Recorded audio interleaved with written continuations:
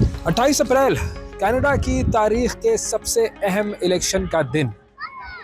एक तरफ है अमेरिका का सदर डोनाल्ड ट्रंप जो कि कनाडा को अमेरिका की 51वीं स्टेट बनाना चाहता है, एक तरीके से कनाडा पर कब्जा करना चाहता है। दूसरी तरफ कनाडा के अपने इमिग्रेशन के मसाइल हैं, इनके अपने इकोनॉमिक चैलेंजेस हैं। अब यहाँ पर लोग इस इलेक्शन को बड़ी अहमियत दे रहे हैं। इस इलेक्शन की अहमियत का अंदाज़ा आप इस बात से लगा सकते हैं कि अगर किसी शख्स से इलेक्शन के बारे में बात की जाए तो वो सिर्फ अगले 4 साल के मैंडेट की बात नहीं करता। वो ये कहता है कि हमें अगले 10 से 15 साल का सोचना है। हमारे पास कोई ऐसा लीडर होना चाहिए जिसमें फहम फरासत भी हो और जो अमेरिका को सख्त जवाब भी दे सके। कोई ऐसा लीडर होना चाहिए जो कि इमिग्रेशन के मसाइल भी हल करे और हमारी इकोनॉमी को भी मजबूत बनाए। अब सवाल ये है कि ये शख्स कौन होगा।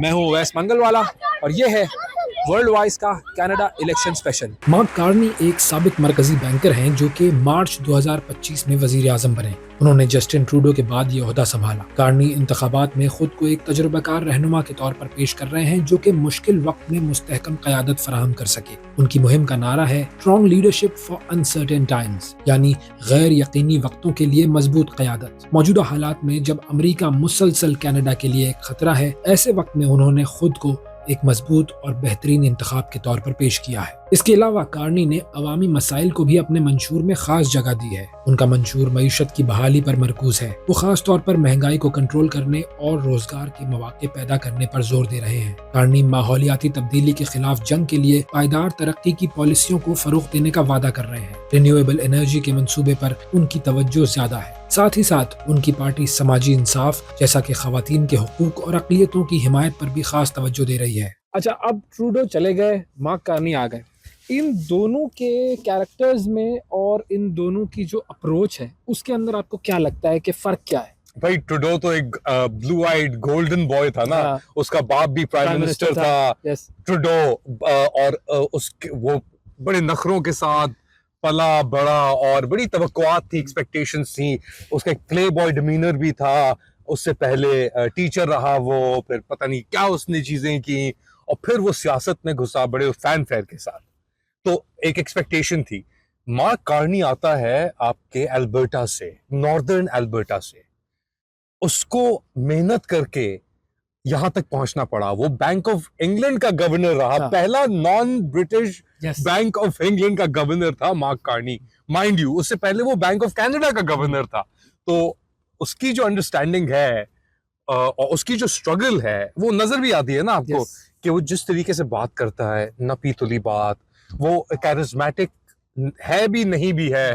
वो अपने जो आइडियाज हैं उसकी बुनियाद के ऊपर, या जो उसके थॉट्स हैं, जो वो अकॉम्प्लिश कर सकता है, स्किल सेट है, उसकी बुनियाद के ऊपर वो इलेक्शन लड़ रहा है। और इसीलिए उसने इतना रिमार्केबल टर्न अराउंड देखा है लिबरल्स के फॉर्च्यून्स में। क्योंकि जब ट्रूडो गया था तो कंजर्वेटिव पार्टी उरूज पे थी, पीक पे थी वो। और एक और चीज, ट्रूडो की डिपार्चर कोइंसाइड करती है ट्रंप की एंट्री से। सही है। और ट्रंप की एंट्री अब आप देख सकते हैं कि आवाजें निकल रही है, आवाजें आना शुरू हो गई। ट्रंप का नाम लिया यहाँ पे तो एक नारेबाजियां शुरू हो गई। बट और ट्रंप फैक्टर को आप डिस्काउंट नहीं कर सकते इन इलेक्शंस में, किसी भी इलेक्शन या सिचुएशन में इस वक्त पूरी दुनिया में। कंजर्वेटिव पार्टी के लीडर पियर पोलियर एक मुतनाज़ मगर अवामी रहनुमा है। वो लिबरल्स के गुज़िश्ता 10 साला दौर की कारकर्दगी पर कड़ी तनकीद के साथ मैदान में उतरे हैं। But after the lost liberal decade, that promise is broken. Everything costs more. Seniors are choosing between heating and eating. Young people have given up on ever owning a home for the first time in the history of our country. Crime is raging out of control. Immigration has been broken by liberal policies that grew population at a rate 3 times faster than our housing stock, crowding out homes, healthcare, and jobs. For 3 liberal terms, Canada has had the worst GDP per capita of any country in the G7. Much of that while Mark Carney was Justin Trudeau's economic advisor. And the OECD forecasts that Canada will have the worst economic growth out of all of its roughly 40 nations for the next 30 years. The choice is this: a fourth Liberal term with Mark Carney, whose reckless Liberal plan will add even more debt than Trudeau, or a new Conservative government with a responsible plan to save $125 billion and put us back on the path to growth and security. This is my plan for change. Carney ने पियर पोलिवर की तमाम बातों को एक joke करार दे दिया। There are so many phantom numbers in that platform. But let's start with the approach.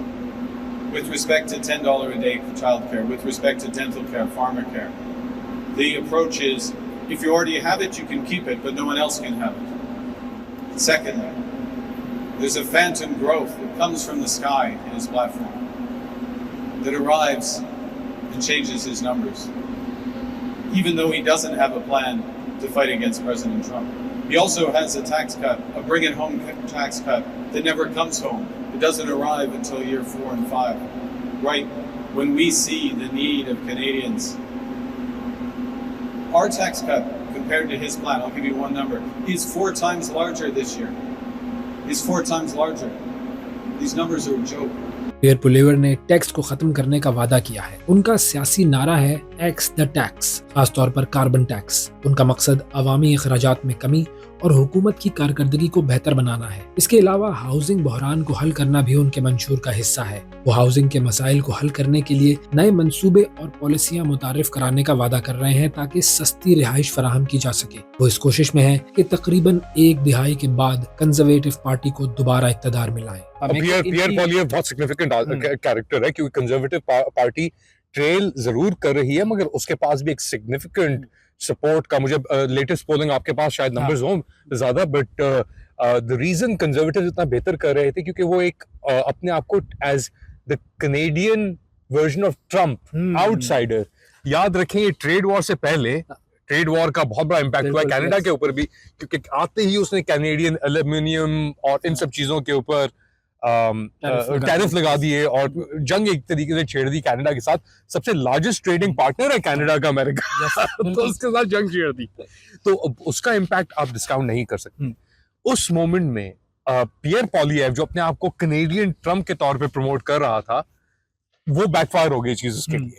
अब उसको अपनी आइडेंटिटी को दोबारा उसमें लेके आने के लिए या एक ऑल्टरनेटिव देने के लिए टाइम लगा। पोलिवर के पॉजिटिव्स और नेगेटिव्स क्या है? वो एक अपने आप को अल्टरनेटिव के तौर पे पुश करता है। वो कंजर्वेटिव वैल्यूज के लिए कहता है कि हमें खड़ा होना पड़ेगा। वो कहता है कि कनाडा बहुत एक्सट्रीम लेफ्ट पे चला गया है वोक पॉलिसीज की वजह से, जिसके अंदर LGBTQ, हम जिनसी और दीगर और पॉलिसीज है, उसके खिलाफ है। वो फैमिली वैल्यूज को ज्यादा प्रमोट करता है कि फैमिली के ऊपर ज्यादा एम्फेसिस कार्नी भी करता है, ऐसा नहीं कि कार्नी नहीं करता, मगर कार्नी कहता है कि मैं एक एजुकेटेड और सोफिस्टिकेटेड रिस्पॉन्स ट्रेड वॉर के अंदर अमेरिका के खिलाफ, ट्रम्पिज्म के अगेंस्ट, एक लॉजिकल चॉइस कार्नी कहता है कि मैं वो ऑप्शन हूं क्योंकि मैंने इन चीजों के साथ पहले डील किया हुआ है।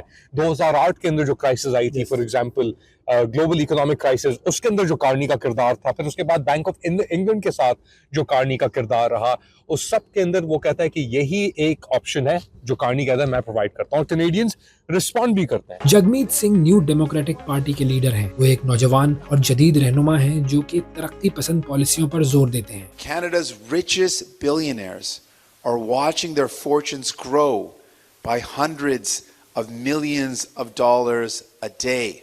At the same time, nearly 4 million people across this country can't afford the basics. This didn't happen by accident. It's what happens when governments have the power to act and choose not to. Liberals and conservatives put the profits of the powerful ahead of the people who make this country work. उनकी party गुज़िश्ता इंतखाबात में king maker के तौर पर देखी जा रही थी। इस मर्तबा वो खुद हुकूमत नहीं भी बना सके तो वो इस पोजीशन में जरूर आ सकते हैं कि वो तय करें कि किसके साथ हुकूमत तश्कील दी जाए। जगमीत सिंह दौलतमंदों पर टैक्स का नारा लिए अपनी मुहिम चला रहे हैं। सिंह ने बड़े असासे रखने वालों पर इजाफी टैक्स लगाने का वादा किया है ताकि दौलत की तकसीम में बेहतरी लाई जा सके। वो सस्ती रिहाइश की फराहमी के लिए हाउसिंग प्रोग्राम्स में तोसी करने का अज़्म भी रखते हैं। इसके अलावा उनके मंशूर में यूनिवर्सल फार्मा केयर और दंदान साजी की खिदमात की तोसी भी शामिल है। एनडीपी जो है फॉर एग्जांपल, वो अब उसने अपने आप को और जगमीत सिंह ने ट्रूडो के साथ बहुत अलाइन किया। उनका भी वही कुछ हद तक मसला है जो कंजर्वेटिव का है। कंजर्वेटिव्स ने अपने आप को ट्रम्प के साथ अलाइन किया। एनडीपी यहाँ तक के बहुत कोशिश भी की, मगर ट्रूडो की हुकूमत को बरकरार रखने में एनडीपी का भी किरदार था। यहाँ तक के जगमीत सिंह अपने आप को अब गाजा के ऊपर फॉर एग्जांपल डिबेट के अंदर भी देख सकते हैं आप। डिबेट के अंदर आपने कार्नी और पियर पॉलियर की तो बात की, मगर तीसरे जो candidate Jagmeet Singh for example, उन्होंने गाजा के ऊपर भी बात की, जी वर्ड भी इस्तेमाल किया। वो उन्होंने कहा कि जी वहां पे ये हो रहा है, जो बड़ा यहाँ पे कंजर्वेटिव तरीके से यहाँ पे देखते हैं कि आप वो लफ्ज इस्तेमाल नहीं कर सकते। उसने पार्टी पोजीशन को कंप्लीटली वो लेके चला गया। मेरे ख्याल से इतनी रेडिकल पोजीशन किसी भी वेस्टर्न डेमोक्रेसी के अंदर एज सच हमने नहीं देखी जो जगमीत सिंह ने दिखाई है। और उसका फायदा आपको लगता है होगा? नहीं, उसका फायदा नहीं होगा। अच्छा, नहीं होगा, मगर उसने पोजीशन डिफाइन कर दिया उसने। ठीक है, उसको फायदा नहीं होगा क्योंकि बहुत वक्त गुजर चुका है। बिल्कुल। और चीजों को टर्न अराउंड इतनी आसानी से नहीं करते। और कंजर्वेटिव और कनेडियन व्यूज इस वक्त इकोनॉमिक इश्यूज के ऊपर ज्यादा और अमेरिका के ऊपर ज्यादा फोकस्ड है निस्बतन जो फलस्तीन या गाजा में हो रहा है। फलस्तीन और गाजा में हो रहा है वो है एक बहुत इंपॉर्टेंट इशू है, लेकिन वो इतना इंपॉर्टेंट इशू नहीं है क्योंकि इकोनॉमिक सिचुएशन जो है कनेडियंस की वो इतनी खराब है, बहुत सारे कनेडियंस की। रेंट अफोर्डेबिलिटी फॉर एग्जांपल, खाने पीने के एक्सपेंसेस। इव फ्रैंकोइस प्लानशेट, ये लीडर हैं ब्लॉक क्यूबेकॉय पार्टी के। प्लानशेट क्यूबेक के सूबाई मफादात और सकाफत के तहफ़्फ़ुज़ के लिए काम कर रहे हैं। यूँ तो ये पार्टी वफाकी हुकूमत नहीं बना सकती, लेकिन अक़लियती हुकूमत की सूरत में असरअंदाज जरूर हो सकती है। ब्लॉक क्यूबेकॉय की कैंपेन सूबे की खुदमुख्तारी और सकाफती हुकूक की हिफाजत के गिर्द घूमती है। वो क्यूबेक की माहौलियाती पॉलिसियों को मजबूत करने के लिए इक़दामात की जरूरत पर जोर दे रहे हैं।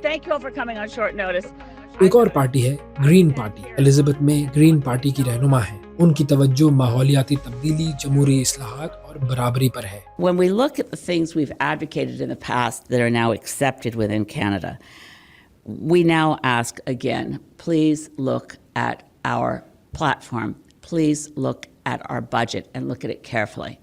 उन्होंने ग्रीन न्यू डील का मुतालबा किया है। वो समाजी इंसाफ और मसावात के लिए मुख्तलिफ इक़दामात का वादा कर रही हैं, खास तौर पर सेहत और तालीम के शोबों में, लेकिन उनके पास पिछली पार्लियामेंट में सिर्फ 2 नशिस्तें थी। अच्छा, अब इसके अलावा हम देखते हैं ग्रीन पार्टी है, एक वो ब्लॉक क्यूबेकॉयस है, ये कहाँ स्टैंड करती है? ये रीजनल पार्टीज हैं। फॉर एग्जांपल ग्रीन पार्टी का फोकस है एनवायरनमेंट। ठीक है, एनवायरनमेंट फर्स्ट, कि हम अपना जब तक एनवायरनमेंट अब फॉर एग्जांपल ये एक बड़ा इशू बना हुआ है यहाँ पे क्योंकि उन्होंने अपनी एनवायरनमेंट को बैक बर्नर पे रख दिया और वो फॉसिल फ्यूल और एक्सकवेशन और एक्सट्रैक्शन की बातें कर रहे हैं अभी ये लोग। जो ट्रम्प साहब कहते हैं ड्रिल। तो यहाँ पे कनाडा के अंदर भी कह रहे हैं, लिबरल्स कह रहे हैं कि भाई अब हमें अपना अगर मैच करना है कि हमारे पास रिसोर्सेज हैं, मगर अगर हमें ट्रेड वॉर के साथ डील करना है तो हमें जो हमारी रिसोर्सेज है उन्हें आगे बढ़ाना पड़ेगा, उन्हें इस्तेमाल करना पड़ेगा या बेचना पड़ेगा। तो ग्रीन पार्टी जो है वो एनवायरनमेंट के ऊपर फोकस कर रही है। हाँ, बेसिकली एनवायरनमेंट के ऊपर फोकस कर रही होती है, वेजेस के ऊपर फोकस कर रही होती है, लेबर के साथ अलाइंड है वो। अगर एनडीपी लेफ्ट है तो वो उससे और लेफ्ट है। ओके,